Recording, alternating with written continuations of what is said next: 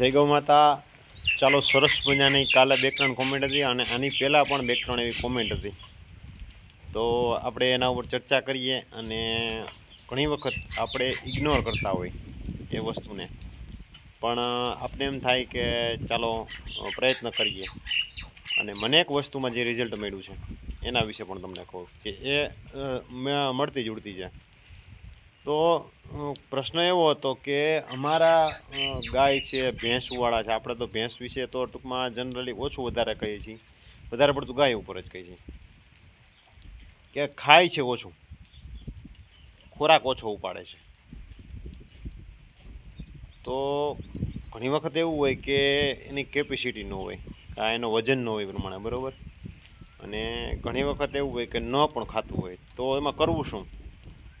તો હું તમને પહેલાં ગાય બતાવવાનો। આ ગાય છે ને, આવી ત્યારે એકદમ દુબળી હતી, બરાબર। પછી આનો વિડીયો પણ આપણે મૂકેલો છે, એની લાસ્ટમાં તમે એનો વિડીયો જોઈ શકશો। આપણે કૃમિની એને ટીકડી ખવડાવી હતી।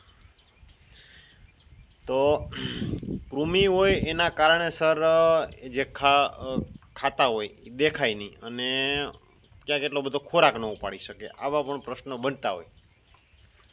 તો કરવું તો શું કરવું? તો ઘણા લોકોનો એવો મનમાં પ્રશ્ન હતો કે ભાઈ અમારી ગાય છે એટલો ખોરાક નથી લેતી, અમારી ભેંસ છે એટલો ખોરાક નથી લેતી।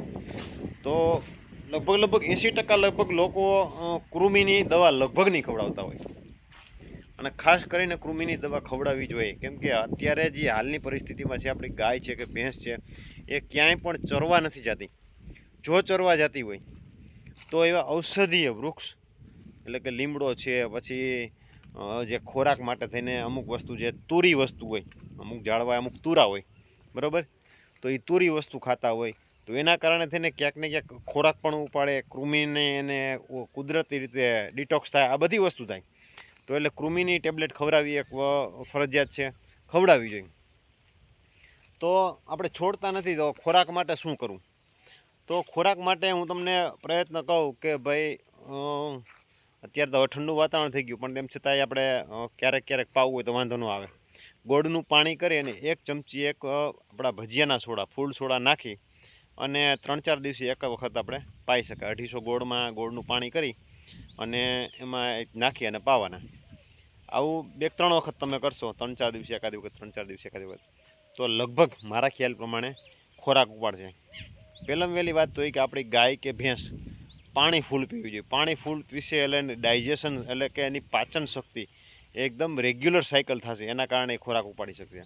અને ખાસ કરીને જો તમે કૃમિની ટીકડી ન આપતા હોય, કોઈ પણ કંપનીને આપો, હું પોતે સજેસ્ટ નથી કરતો, મને તો જે રિઝલ્ટ મળ્યું ને એટલા માટે થઈને મેં તમને ગાય બતાવી, અને આપણે એનો વિડીયો લાસ્ટમાં મૂકી દઈશું કે જેથી કરીને આઈડિયો આવે તમને કે એ પહેલાં કેવી હાલતમાં હતી અને અત્યારે કેવી હાલતમાં છે।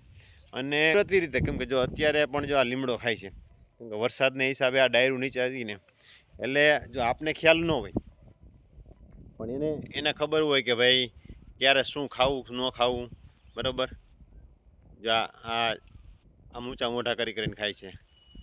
એટલે કહેવાનો હેતુ ને ધ્યેય આપણો માત્ર એટલો જ છે કે ભાઈ ગૌપાલન આપણે કે જે કરીએ છીએ, બરાબર, અને આપણે ભેંસ રાખતા હોય, અત્યારે તો ચરવા જતા નથી, તો કરવું તો શું કરવું?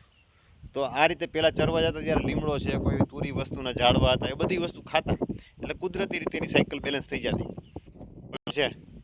એ રીતે નથી, એટલે કૃમિની દવા આપવી, એવું લાગે તો ખાણમાં થોડુંક નિમક પણ આપવું, રેગ્યુલર નહીં। અને આ મેં ફૂલ છોડા કીધા છે, બરાબર, તો એ આપણે ખાણમાં પણ નાખી શકીએ, અને ગોળનું પાણી હોય તો એની સાથે પણ આપી શકીએ।